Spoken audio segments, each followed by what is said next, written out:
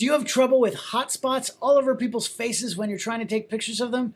I'm going to show you how to avoid it or get rid of them altogether on today's episode of Ask David Bergman.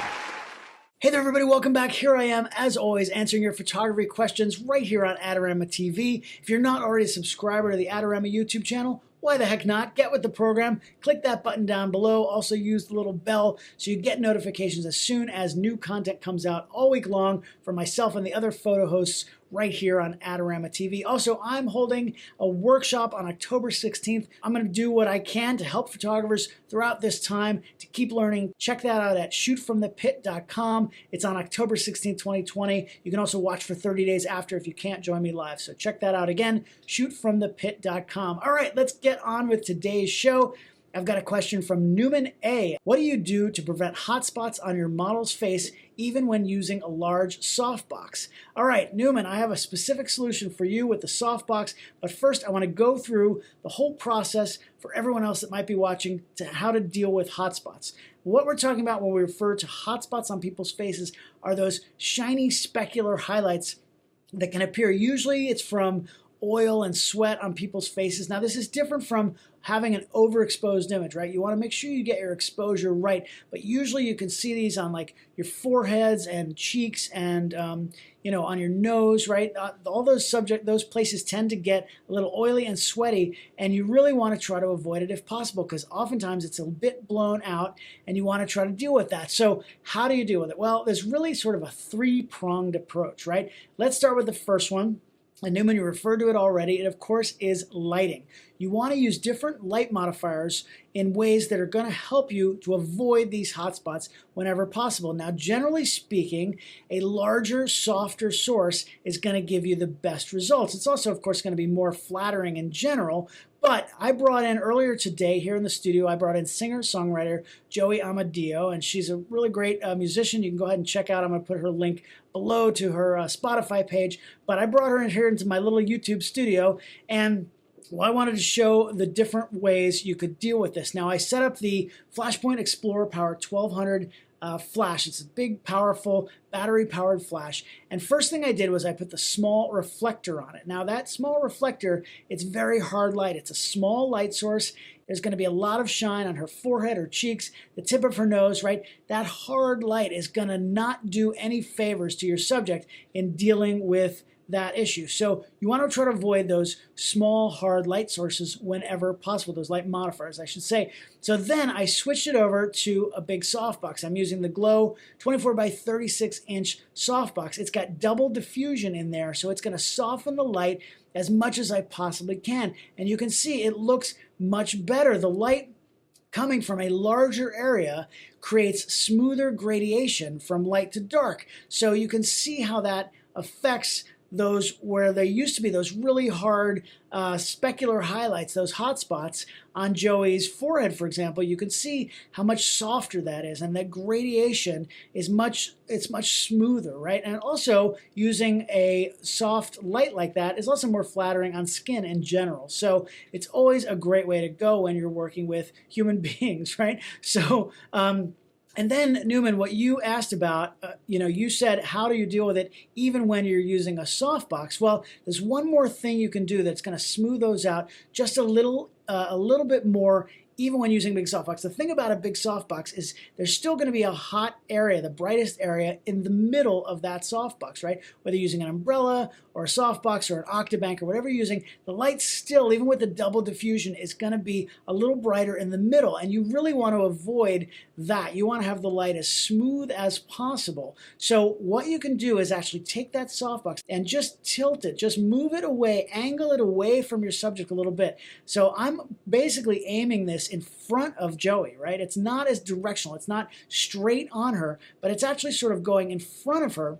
And the light is just sort of like, it's just like falling on her a lot more gently in a way, right? Rather than just hitting her straight on, even with the large softbox. Even if I was using a softbox, a 6-foot octabank, right? It still is going to be the brightest in the middle. So if you aim it sort of in front of your subject and don't hit them as really quite as directly, you're going to see a difference, even though I've got the 2 layers of diffusion, right? It's kind of subtle, but it does make a difference, right? So if you're seeing those hotspots, even when you're using a large light source, a big softbox like you asked about, Newman, if you just angle it that way, you're going to get a little bit better gradation and a little bit less of a really specular highlight there, right? So now I said cleaning these hotspots up, it's a 3-pronged approach, and lighting is really just one of them. The second one is makeup. It really is, right? There's a reason that models might spend an hour or more in makeup before a big commercial photo shoot.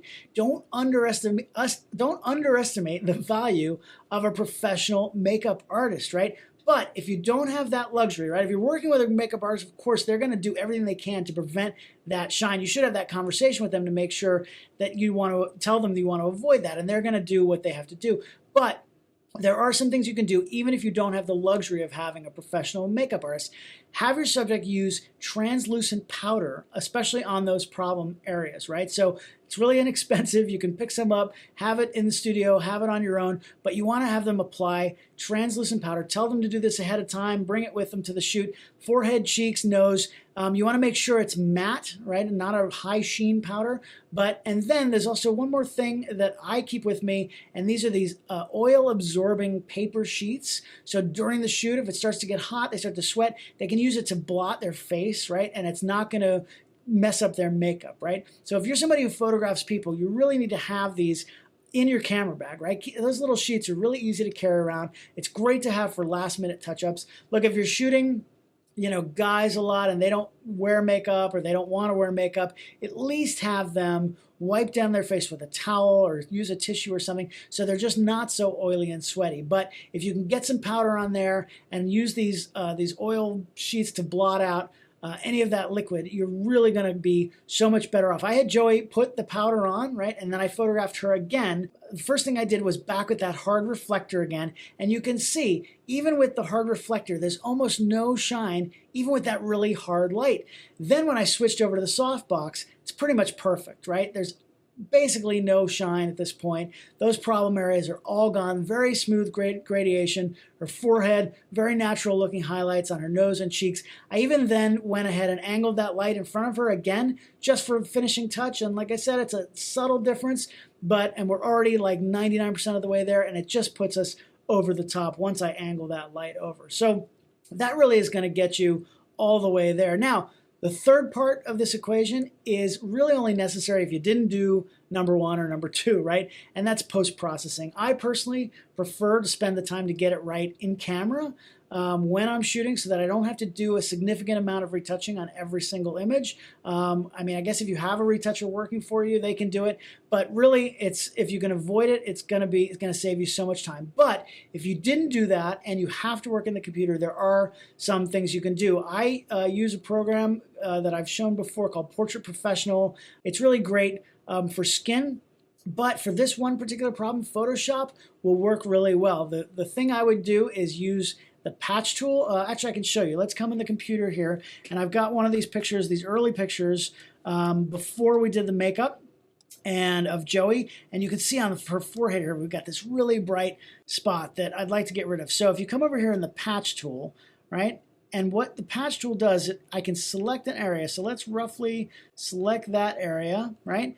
And then what you do is you want to slide it over to another area that looks kind of better from what you want, and it sort of mixes them together a little bit. But the key here is then you also want to use a fade. So after you do a command, you can then go ahead and do fade. In this case, it's fade patch selection. And if you just bring it down some, it's going to bring back some of the highlights so it doesn't look totally unnatural, and it's going to do a much better job blending it in there, right? So that is not perfect, but you can then go in and select the areas that didn't quite work. Go ahead and let's patch that over here. We'll do fade again, and I'm going to bring that down so it looks a little more natural. And you can see that did a pretty good job already from before. Let's revert. You can see That's the before and that's the after, right? And that was very quick. You could obviously go in and go ahead and do this spot here, the cheeks, the end of the nose. It's just going to take some time, right? So I'd prefer to get it right in camera. It's going to save a lot of time, especially if you have a lot of images. But if you have to do it, there certainly are ways to do it. That's my favorite method for getting rid of it. So that should work for you. Great. So really, there you have it. It's a combination. Use a combination of that large, soft, non-directional lighting and makeup. And that should really prevent all those hot spots on your subject's face. And of course, you can bring it into the computer if you absolutely have to. So Numan, hope that answered your question. Hope that helps out everybody else out there. As always, go to AskDavidBergman.com if you have your own photo questions. If it's something that I think will help a lot of photographers, I will answer it on a future show. Again, don't forget my workshop, shootfromthepit.com. Hopefully you'll go check that out and you can join me. As always, go ahead and subscribe, like, and comment down below. I have a new show, a new Ask David Bergman, every Monday, 10 a.m. Eastern, that comes out. So I hope I'll see you back then next week, right here, as always, on Ask David Bergman.